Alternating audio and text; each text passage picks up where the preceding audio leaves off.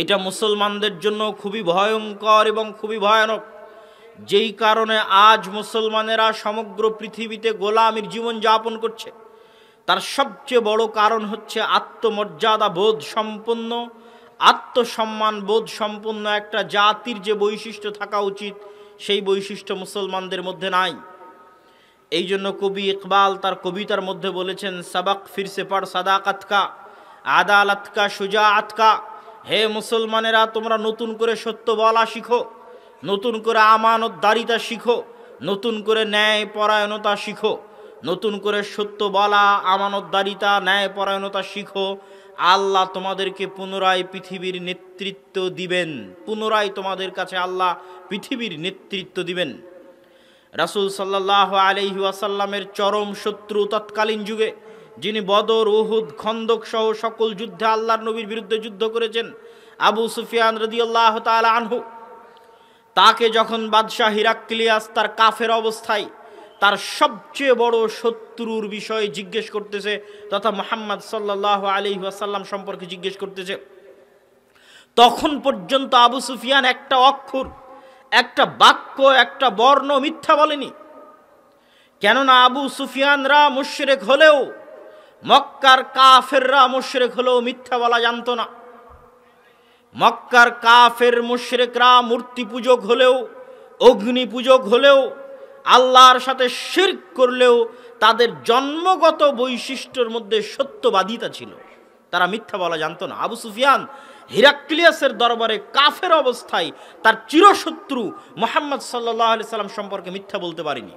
বুখারীর হাদিস খুলে দেখেন, সে বলছে যে মিথ্যাকে আরবরা এত নিচু চোখে দেখে যে সে যদি তার কওমের সামনে মিথ্যা বলে, তথা তার বিদ্বেষী যারা, মুহাম্মদ সাল্লাল্লাহু আলাইহি ওয়াসাল্লামের যারা বিদ্বেষী, তারাই তার কওম, তবুও যদি তার কওম জানতে পারে যে আমাদের নেতা মিথ্যা বলল, মুহাম্মদ সাল্লাল্লাহু আলাইহি ওয়াসাল্লামের বিরোধিতা করতে গিয়ে মিথ্যা বলল, তাহলে আমাকে নেতা মানবে না। এই জন্যই 23 বছর মানুষ যে বলে যে মুহাম্মদ সাল্লাল্লাহু আলাইহি ওয়াসাল্লাম 23 বছরে এমন বিপ্লব তৈরি করলো, কেমনে তৈরি করলো? ওই মক্কার কোরাইশরা তাদের স্বভাবজাত চরিত্রের উপর অটুট ছিল। এই জন্য ওমর রাদিয়াল্লাহু তাআলা আনহু যখন মুশরিক থেকে মুমিন হয়েছে, জীবনে কোনোদিন মিথ্যা বলা জানেনি, হীনম্মন্যতা ছিল না, ন্যায় পরায়ণতার অভাব ছিল না, সাহসিকতার অভাব ছিল না। যখনই কুফরি থেকে ঈমান ঢুকেছে, তখন শক্তি শতভাগ হয়ে গেছে। আবু সুফিয়ান যখন কুফরি থেকে ঈমান প্রবেশ করেছে, তখন শতভাগ তার শক্তি বেড়ে গেছে, কেননা স্বাভাবিকভাবেই তাদের ব্যক্তিত্ব এবং আত্মমর্যাদা ছিল অনেক উঁচু। আর আমরা মুসলমানেরা হয়ে গেছি বানু ইসরাইলদের মতো। বানু ইসরাইলদের মতো মানে এই যে যারা আজকে এখানে সম্মেলন বন্ধ করার চেষ্টা করলো, যারা আজকে আমাদের নামে অকথ্য ভাষায় বক্তব্যের মধ্যে গালিগালাজ করতেছে, তাদের স্বভাব চরিত্র মাপেন, তাদের ব্যক্তিত্ব মাপেন, আর ওই যুগের বানু ইসরাইলদের স্বভাব চরিত্র আর ব্যক্তিত্ব মাপেন। আমরা নিজেরাও আমাদেরকে মেপে দেখতে পারি। শোনেন, পবিত্র কোরআনের একটা অক্ষরেরও দাম আছে।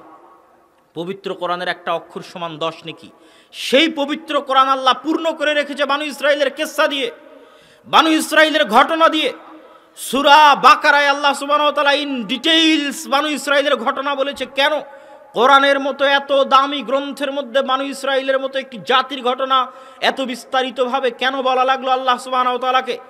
আদ, সামুদ, কওমে লূতের ঘটনা এত বিস্তারিত আল্লাহ বলেনি যত বিস্তারিত বানু ইসরাইলের ঘটনা বলেছে, যত বিস্তারিত মুসা এবং ফেরাউনের ঘটনা বলেছে। তার কারণ হচ্ছে একদিন মুসলমানেরা বানু ইসরাইল হয়ে যাবে, যেন মুসলমানেরা সূরা বাকারা পড়ে তৎকালীন বানু ইসরাইলদের স্বভাব দেখে শিখতে পারে যে আমরা আজ ওই যুগের বানু ইসরাইলদের মতো হয়ে গেছি। ওই যুগের বানু ইসরাইলদের দুই একটা স্বভাব আপনাদেরকে তুলে ধরি। চোখের সামনে বানু ইসরাইলরা দেখলো যে আল্লাহ ফেরাউনকে ডুবিয়ে দিলেন। চোখের সামনে বানু ইসরাইলরা দেখলো যে তাদের জন্য আল্লাহ সমুদ্রের মধ্যে রাস্তা তৈরি করে দিলেন। কোন ফেরাউনকে আল্লাহ ডুবিয়ে দিলেন?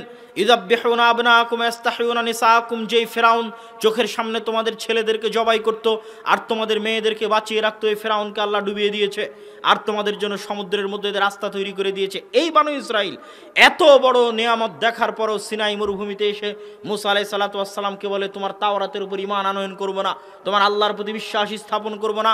লান নুমিনা হাত্তা নারাল্লাহ জাহরাতান, যতক্ষণ না চোখ দিয়ে তোমার আল্লাহকে না দেখছি ততক্ষণ বিশ্বাস স্থাপন করব না। নাউজুবিল্লাহ। এটা বানু ইসরাইলরা বলল এত বড় নিয়ামত দেখার পরও। ওয়াইয ইসতাসকা মূসা লিকওমিহি ফাকুলনা ইদরিব বিআসাকাল হাজারা ফানফাজারাত মিনহু ইসনাতা আশারাতা আইনা। যখন বানু ইসরাইল মূসাকে বলল যে এই মরুভূমিতে পানি নাই, সমুদ্রের লবণাক্ত পানি পান করতে পারি না, আল্লাহ মূসাকে বললেন লাঠি দিয়ে পাথরে আঘাত করো, পাথর থেকে 12টি ঝর্ণাধারা প্রবাহিত হয়ে গেল। আসমান থেকে মান্না এবং সালওয়া খাবার পাঠিয়ে দিলেন। মান্না সালওয়া কি?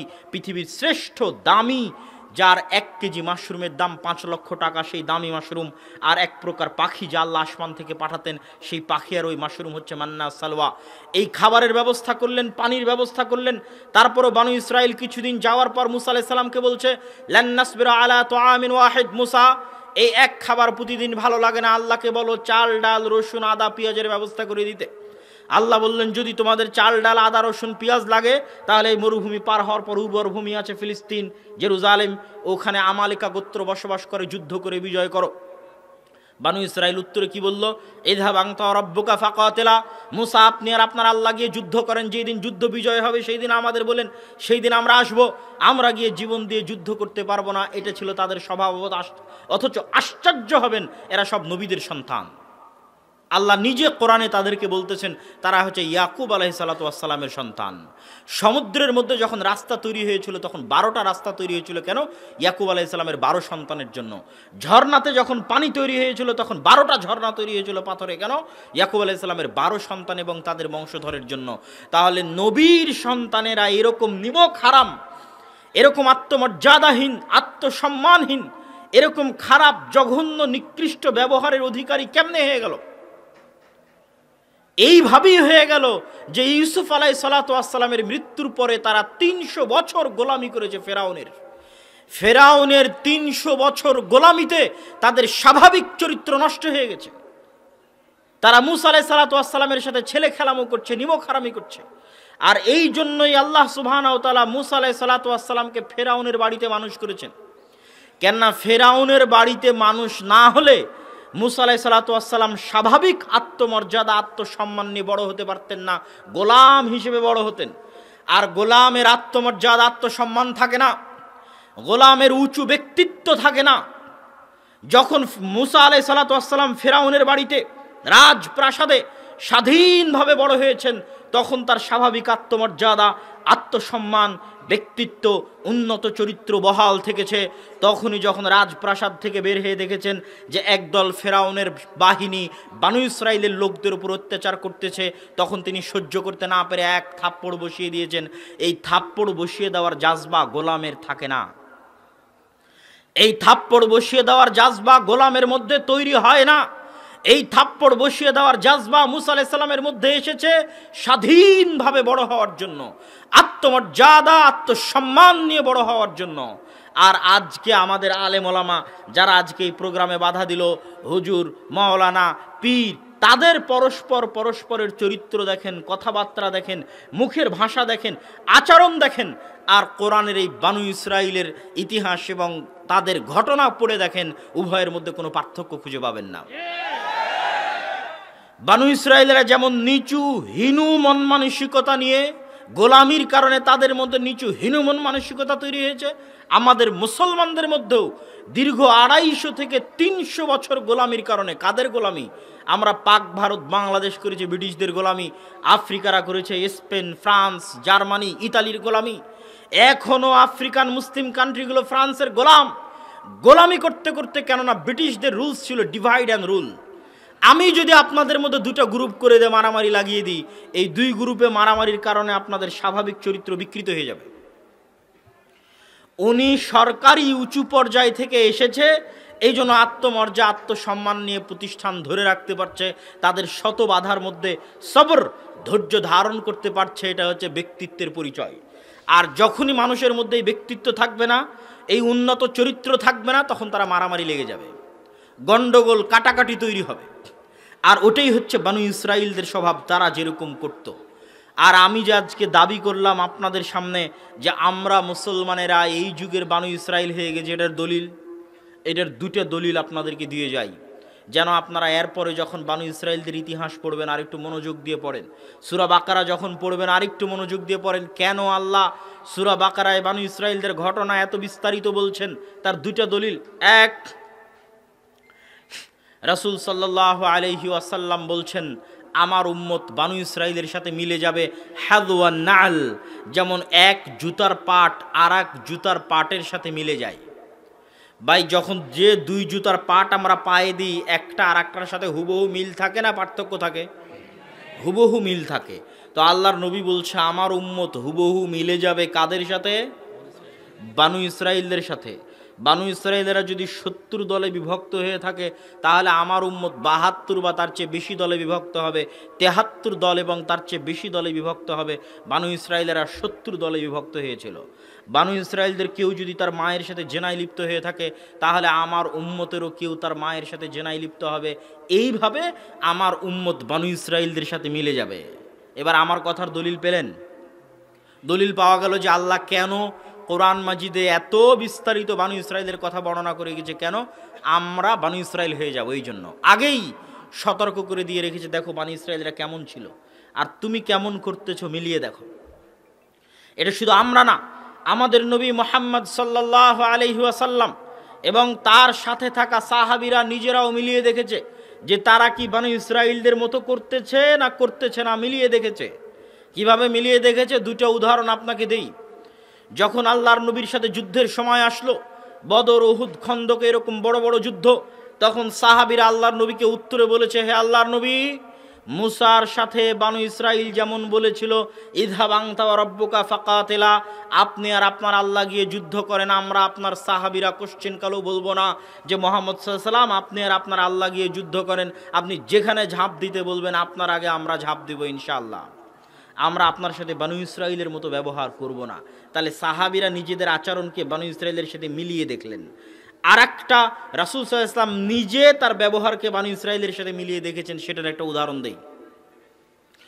ওই যে একটা সংক্ষিপ্ত ঘটনা ছুটে গেল যে মুসা আলাইহিস সালাতু ওয়াস সালাম যখন বললেন যুদ্ধ করতে হবে, তারা বলল যুদ্ধ করব না। তখন আল্লাহর একটা আযাব আসলো তাদের উপর 40 বছর। এই 40 বছরের আযাবের পরে নতুন নবী হলো ইউশা বিন নুন। কোন ইউশা বিন নুন?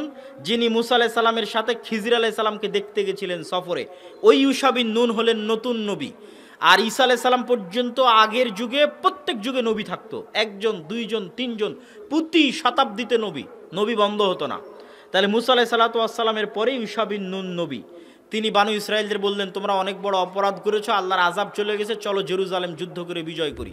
তো জেরুজালেম যুদ্ধ করে বিজয় করতে গিয়ে আল্লাহ সূর্য থামিয়ে দিলেন, আমার বিস্তারিত বক্তব্যের মধ্যে আছে।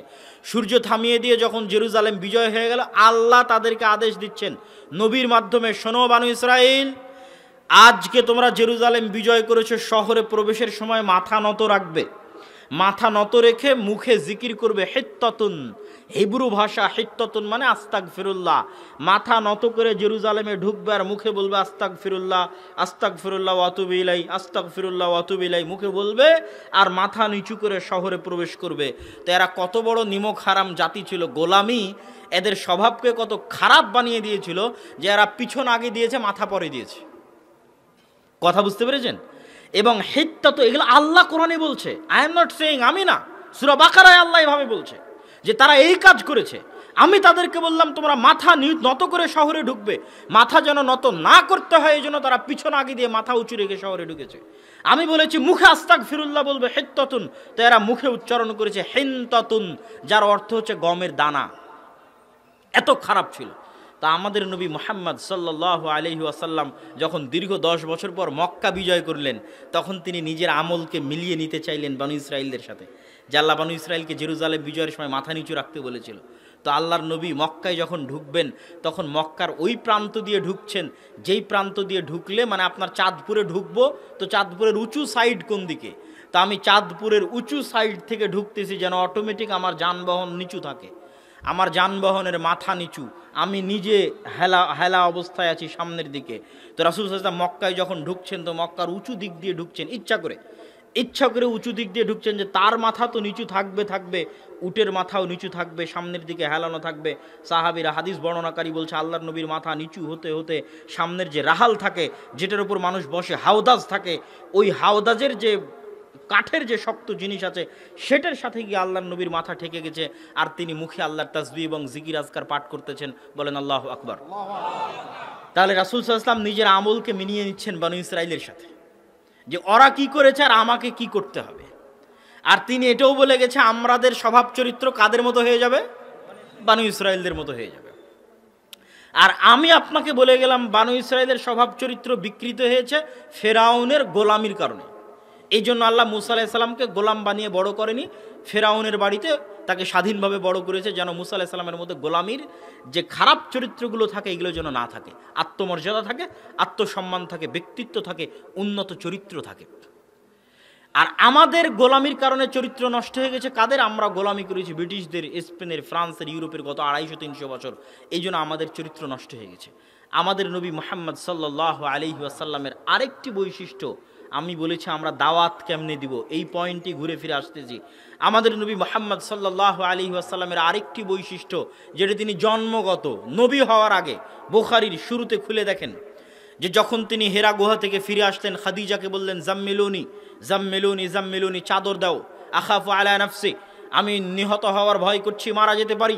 খাদিজা রাদিয়াল্লাহু তাআলা আনহা বলছেন কাল্লা লা ইউখজিকাল্লাহু আবাদা, কখনো নহে, আল্লাহ আপনাকে ধ্বংস করতে পারেন না, কেননা আপনি তাসিলুর রাহিম, তাকরিজ যায়ফ, তুইনু আলা নওয়াইবিল হক, তাহমিলুল কাল, আপনি সেই মুহাম্মদ সাল্লাল্লাহু আলাইহি ওয়াসাল্লাম যিনি মেহমানের মেহমানদারি করেন, তাকরিজ যায়ফ,